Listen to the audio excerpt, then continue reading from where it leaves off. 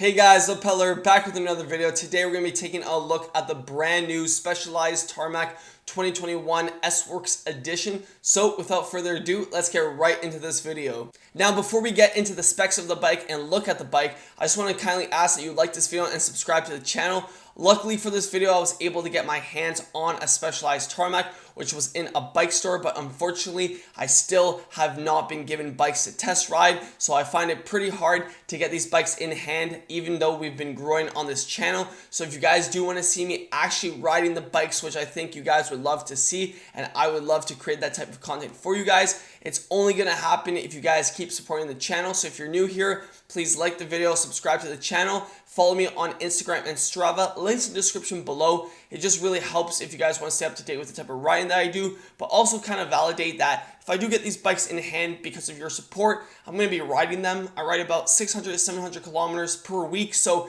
if I do get these bikes in hand for me to test ride, the reviews will be pretty fast and efficient, and you'll be sure that I've ridden the bike a lot. So we're going to be looking at the bike in depth. I took a really good video and close-up of the bike, which is not available on YouTube, so I thought it'd be perfect that I fill that gap. But like I said, I really do want to test these bikes in the not so distant future, but bear with me. I'm trying to make the best content with what I'm given. So let's get right into this video. So right off the bat, this is Specialized's newest bike, which is the 2021 Tarmac. Now this is the bike to rule them all, which basically means that Specialized will not be making the Venge going forward. So if you guys have watched my previous video about the leaks of the Specialized Tarmac, I talked about how it looks like the Tarmac and the Venge had a baby, and that's the new Tarmac that we have in 2021 going forward. So it's really nice to see that, you know, they decided to go for a bike that's not only a lightweight climbing bike, but also an all-around race bike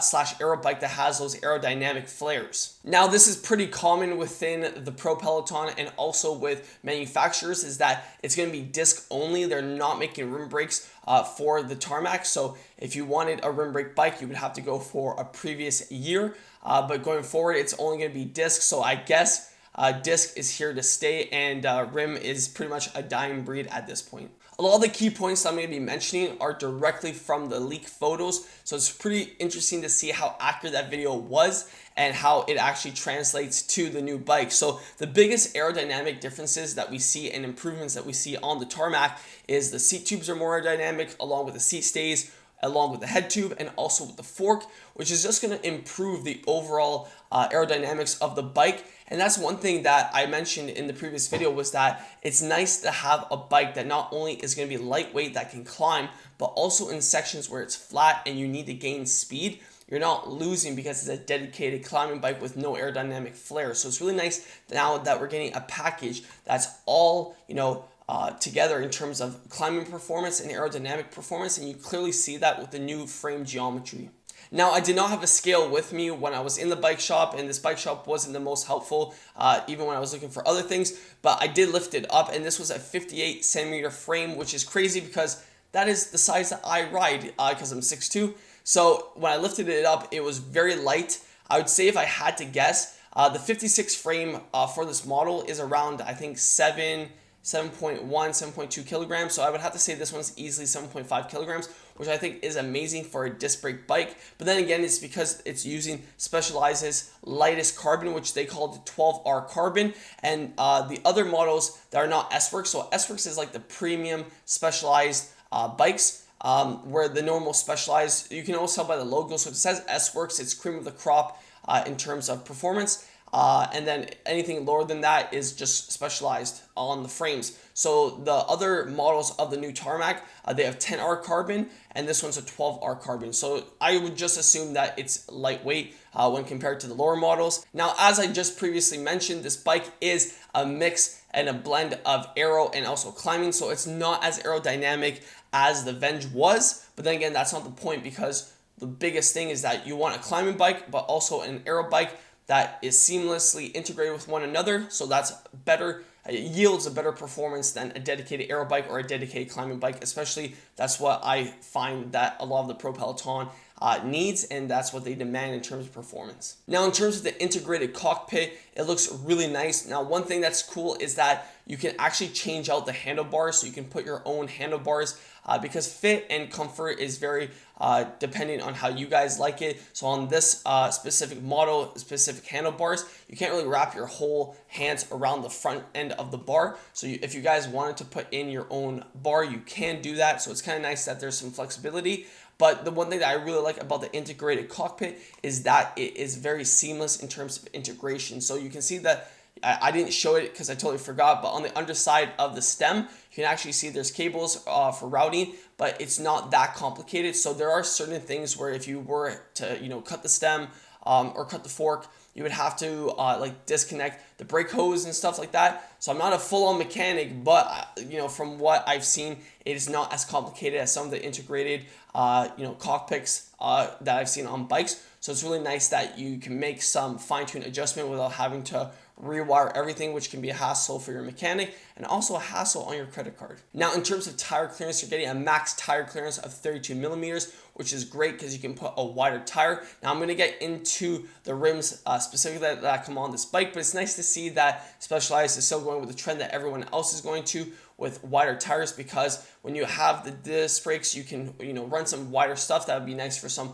all-terrain riding, because there are times that you'll hit some rough country roads, and it's nice to have a tire. Maybe you run a 30 or even a 28. Now, bigger is the trend when it comes to tires nowadays, so comfort is a big thing, and I like the fact that there's a wider tire clearance. Quickly, I want to note, I don't want to include it in this video because this video is all about the Specialized Tarmac S-Works cream of the crop, but they also do have a Specialized Tarmac version, which is a 1x system with force ETAP, which, if you guys do like a 1x, I guess you could get it, but I still do think a 2x system on a road bike is necessary. Then again, I ride a 1x gravel / cyclocross bike, so I'd really have to give it a good test. But then again, depending on the group rides and racing and level that you do, you could get away with 1x system, totally up to you and the preference of riding that you guys do. Now, one thing I did notice right away was it is a BSA standard threaded bottom bracket, which is great to see that Specialized is going back to the basics. It's going to be really nice for maintenance, and also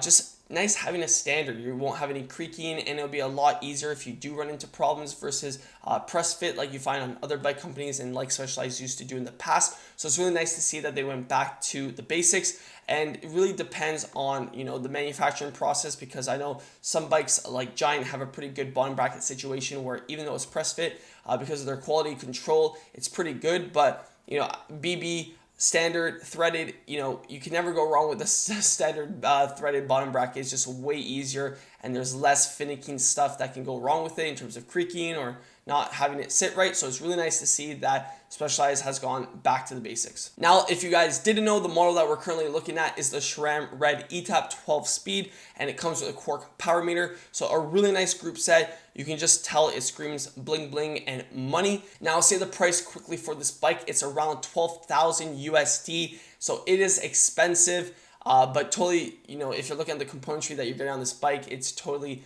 justifiable. Now, would I personally get it?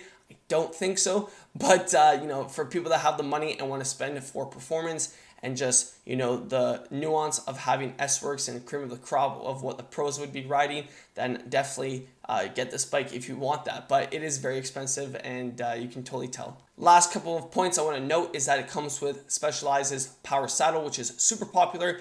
I've yet to test ride it, but I really do want one myself, as I think having the short nub saddle is going to be really nice. I think it's just a lot more comfortable than a long nose saddle that I currently have right now on my road bike. So I'm really curious to see how that comes in terms of performance and comfort. So stay tuned for that, because a video on my channel will be coming for that specific topic. And now in terms of the wheels, this is very interesting. It comes with Roval Rapid Carbon rims.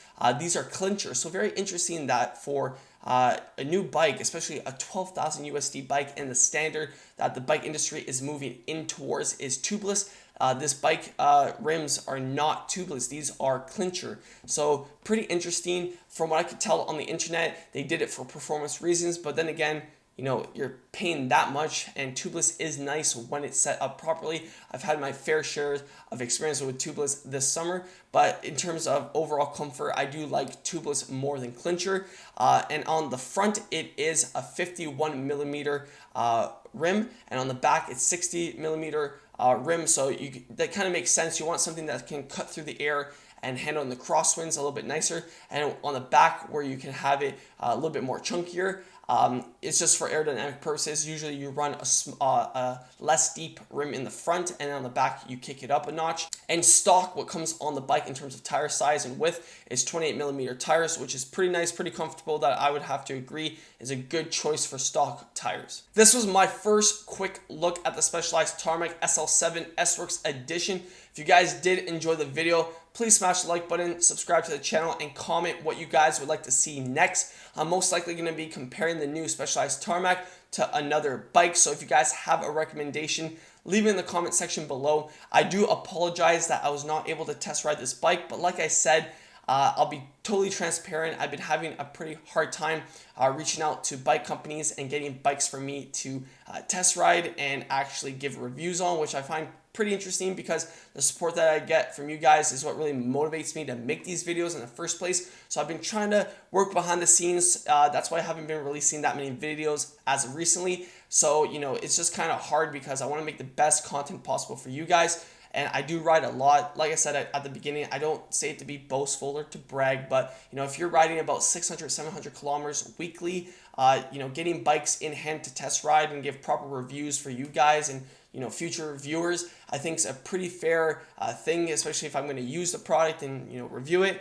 So I'm just hoping that, you know, if we continue to grow on this channel, we start getting these bikes in hand, because that's the thing that motivates me the most. And it's kind of hard, you know, just looking at the bikes or talking about the bikes. I really want to test ride them and give you guys firsthand real world riding experience. So if you guys want to see that, don't worry, just keep supporting the channel. I really do appreciate, you know, all the effort that you guys put in for supporting the channel. And other than that, follow me on Instagram and Strava, links in the description below. And until the next one, keep on pedaling.